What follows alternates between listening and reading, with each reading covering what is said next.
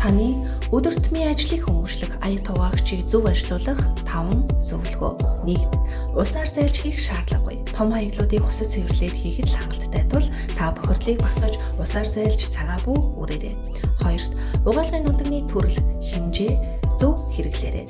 Та аяг тугаагч анх ажилуулахын өмнө үйлдвэрлэгчийн зөвлөмжийг уншаарай. Хамгийн сайн угаалгын нутгийг сонгохдоо үн, аяг тугаагчийн төрөл, амьдралын хэм маяг зэрэг хэд хэдэн хүчин зүйлсийг анхаарч үзэх хэрэгтэй.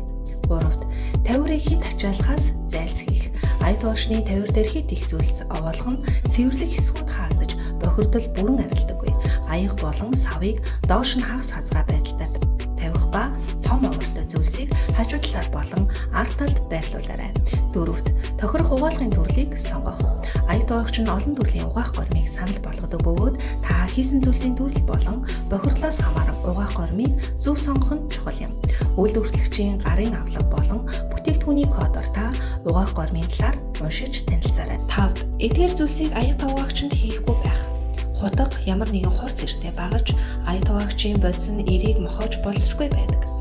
Зэвэрдэггүй гангаас бусад металл, нэрийнхэн шилэн эдлэл, модон эдлэл, аяг тугаагчинд хийж болно гэсэн шошиггүй хумцар эдлэл, эрзэнэн эдлэл, мөнгөн эдлэл. Эдгээр энгийн зүйлсийг баримтан та цаг болон санхүүгээ хэмнээрэй.